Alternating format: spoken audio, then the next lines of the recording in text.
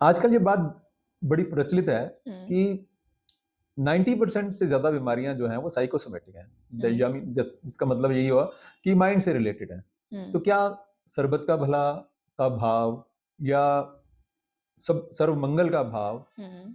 हमारी जो ये प्रॉब्लम्स हैं, जो हम्म। बीमारियां हैं, उनकी जड़ों तक पहुंचकर उन्हें ठीक कर सकता है? बिल्कुल, ये इसीलिए है। यह जो खोज की गई है ना, संतों द्वारा, गुरुओं द्वारा, बुद्धों द्वारा, ये इसीलिए की गई है क्योंकि देखिए, हर इमोशन का हम पर प्रभाव पड़ता है, हमारे किसी ना किसी सिस्टम पर प्रभाव पड़ता है। जैसे नेगेटिव इमोशंस की बात करें, डर जगाएंगे तो उसका प्रभाव कहाँ पड़ता है? किडनीज पर पड़ता है।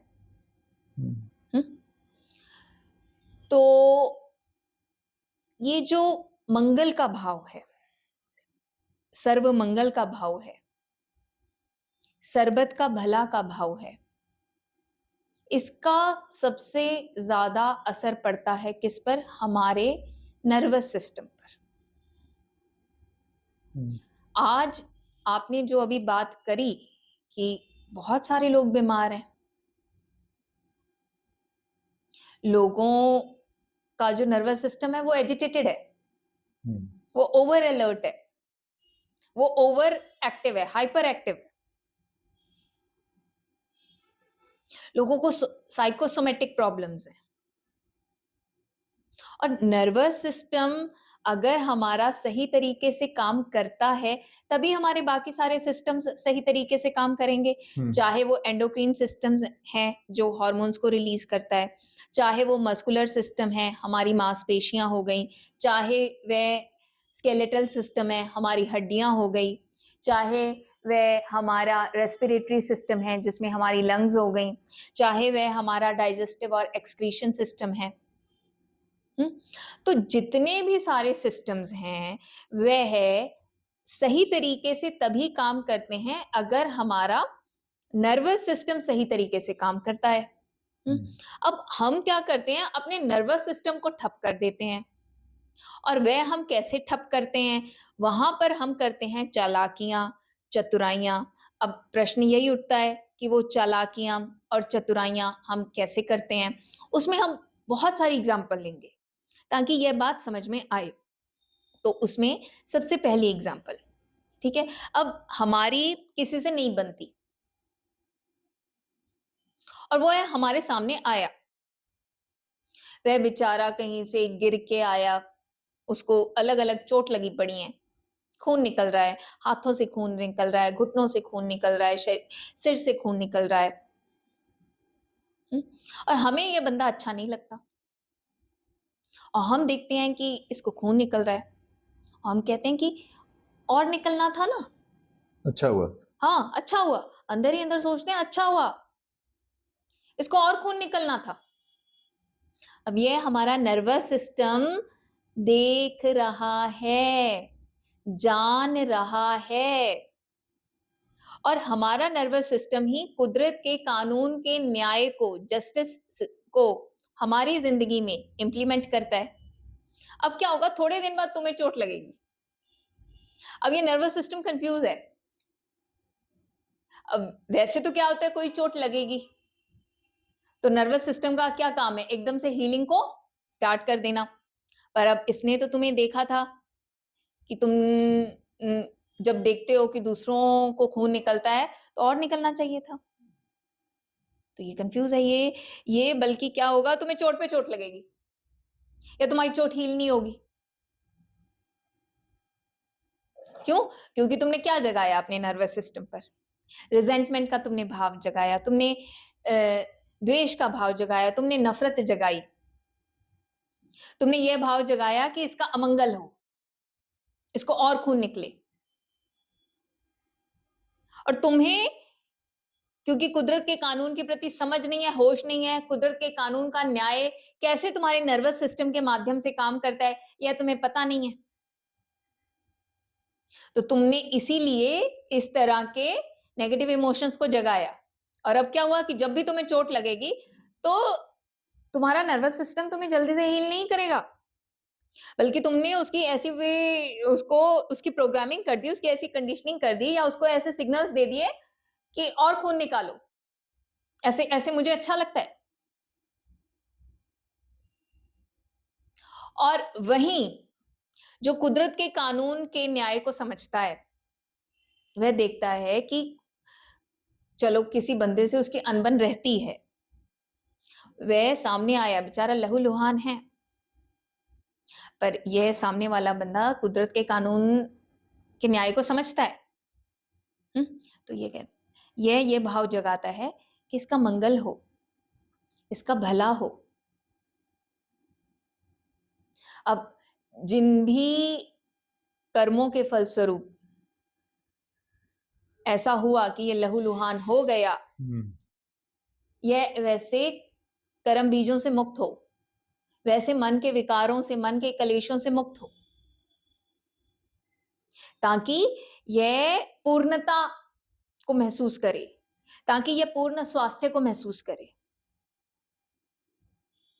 तो यह भी नर्वस सिस्टम देख रहा है। तो सबसे पहले तो जो ऐसे मंगल भाव जगा रहा है, उसको चोट ही नहीं लगेगी। उसको मतलब उसका अगर एक्सीडेंट के चांसेस भी बनते हैं, तो वह बच जाएगा। क्यों? क्योंकि अब कुदरत के कानून का न्याय उसकी रक्षा कर रहा है। और अगर बाई चांस थोड़ी बहुत चोट लग गई, तो बहुत जल्दी इसकी हीलिंग एक्टिवेट होगी। पर हम ऐसा करते नहीं है ना। हम तो बहुत जल्दी द्वेष जगा लेते हैं। अब जो जनरली लोगों की आदत होती है, क्या करेंगे?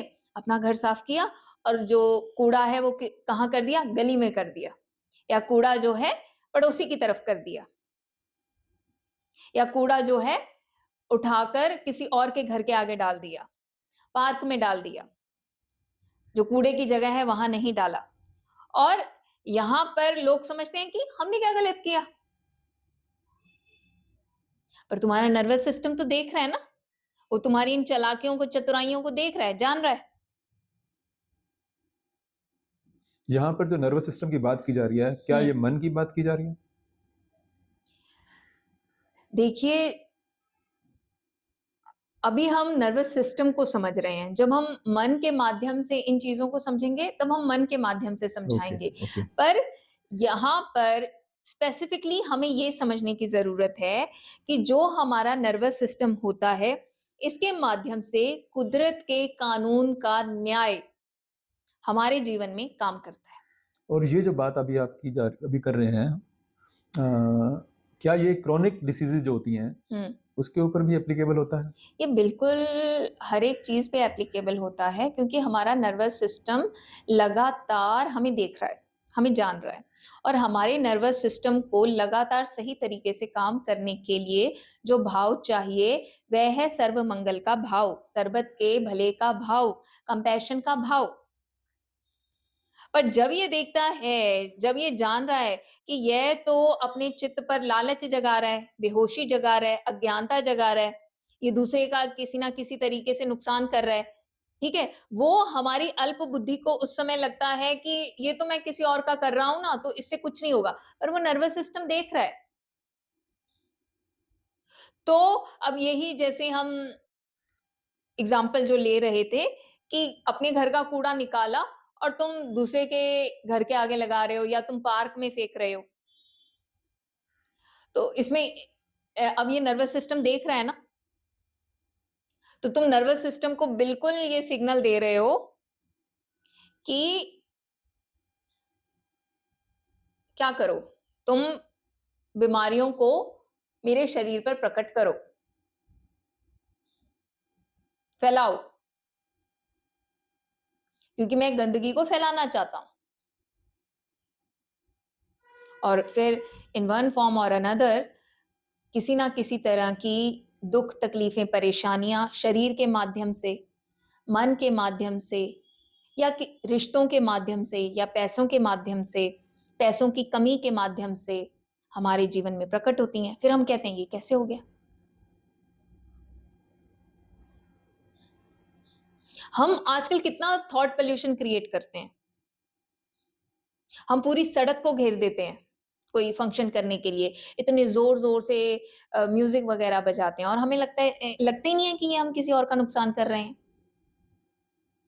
जबकि हर एक के नर्वस सिस्टम को एकांत अच्छा लगता है, शांति अच्छी लगती है, सजगता अच्छी लगती है और यह उसका कुदरती हक है। अगर यह उसका कुदरती हक है, तभी तो दुनिया के बहुत सारे देश अपने नागरिकों को ये व्यवस्था करके देते हैं ना।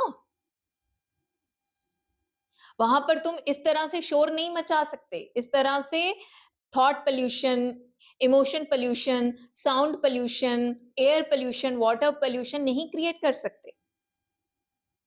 क्यों? क्योंकि वे इस बात को समझते हैं। उन देशों के लोगों ने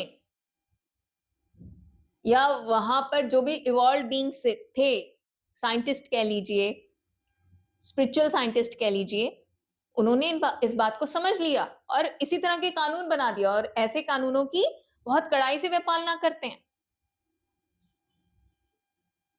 इसीलिए ताकि नर्वस सिस्टम को सजगता मिले। जितना हम कुदरत के कानून के प्रति सजग हैं, तो उतना क्या होगा कि हमारी सजगता यह भी रहती है कि किसी को मेरे कारण कोई तकलीफ ना पहुंचे। यही तो सर्वमंगल का भाव है ना, यही तो करुणा भाव है, यही सर्वत का भला है। और हम क्या करते हैं? इतने बड़े बड़े स्पीकर लगा के, और वो भी अध्यात्म के नाम पर या फंक्शंस के नाम पर, पार्टीज के नाम पर। तो इसीलिए बीमारियां बढ़ रही हैं, इसीलिए हमारी जिंदगी में कलेश विकार बढ़ रहे हैं।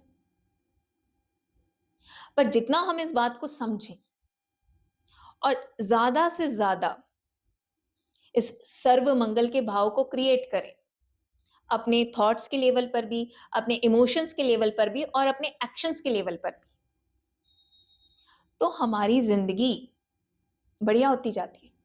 क्योंकि देखिए, जब भी किसी की जिंदगी में बहुत दुख, दर्द, तकलीफ, परेशानियां आती हैं और वह किसी सही मार्गदर्शक के पास जाता है, तब वह उसको कहता है कि भाई, अब जिंदगी का तो हमें पता नहीं भी कितनी रह गई, पर ना तुम अब तरीके के काम कर लो, तुम सच्ची सेवा कर लो।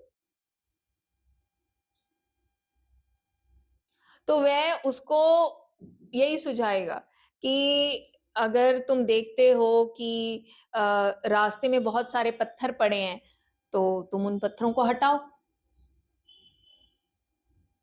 तुम गुरुद्वारे जाते हो, देखते हो कि लोग आते हैं, खाना खाते हैं, तो जो 4 बर्तन हो गए हैं उनको धो, या भूखों को खाना खिलाओ। अब वो इतना ही कह सकते हैं, क्योंकि उनको इतना पता है कि चलो, इस बेचारे ने ये सब किया तो नहीं, पर अब जब करेगा तो कुछ तो मंगल भाव जगाएगा, और मंगल भाव इंसान थोड़ा सा ही जगाए तो उसका बहुत लाभ होता है। और जब पूरी समझ के साथ, होश के साथ सही मंगल भाव जगाएगा, तो सोचो कितना मंगल होगा, कितना भला होगा।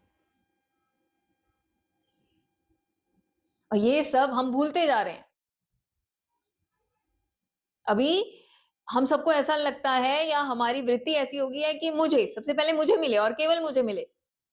पर हमारी बायोलॉजी ऐसी नहीं है, नेचर ने हमें ऐसा नहीं बनाया। प्रकृति में कोई भी चीज ऐसी नहीं है जो कहे पहले मुझे। ना नदियां ऐसी हैं, ना हवा ऐसा है, ना पानी ऐसी है, ना हम देखें कि जो ये पेड़ पौधे हैं उनकी फितरत ऐसी है, ना जानवरों की फितरत ऐसी है। तो मनुष्य की जो बेसिक फितरत है वह बांटना ही है, और वह बांटना भी तभी हो सकता है जितना तुम अपने चित्त पर मंगल के भाव जगाओ कि देखो, ये मैंने खाया, मेरी भूख मिटी, तो ये सब खाएं। ये ठंडा पानी मैंने पिया, साफ सुथरा पानी मैंने पिया, तो ये पानी साफ सुथरा रहना चाहिए ताकि सब पी पाए।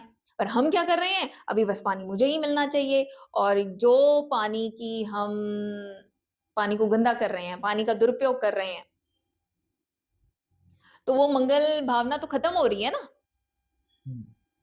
क्योंकि मंगल भावना सिर्फ उतनी नहीं है कि तुम बस अपने थॉट लेवल पे करते रहो कि इसका मंगल हो, इसका भला हो। वो तुम्हारे एक्शंस में भी आना चाहिए। 99% तुम्हारे एक्शंस में आना चाहिए। तुम पानी को यूज करो, तरीके से यूज करो। टैप को खुली मत छोड़ो, पानी को गंदा मत करो।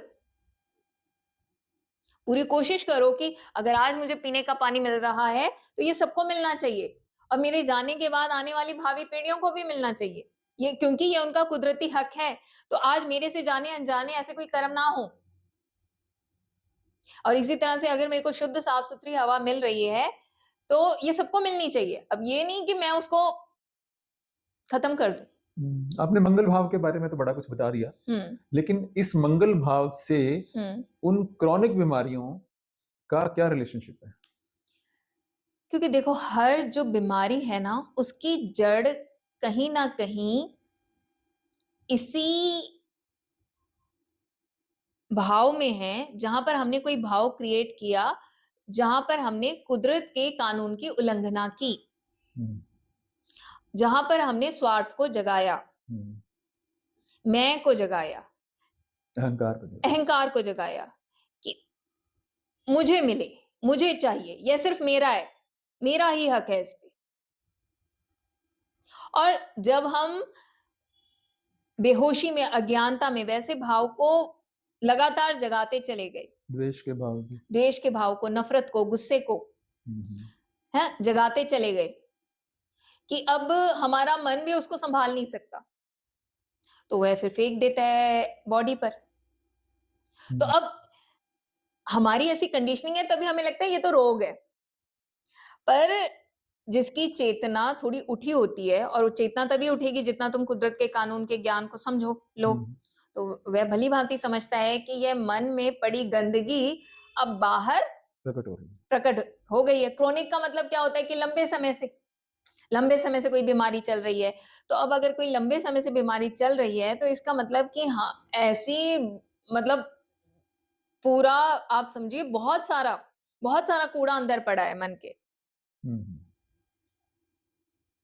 तो अब इस कूड़े को जो साफ कर सकता है, वह कौन कर सकता है? वह मंगल के भाव ही कर सकते हैं, वह सरबत का भले के भाव ही कर सकते हैं, वह सर्व मंगल के भाव ही कर सकते हैं।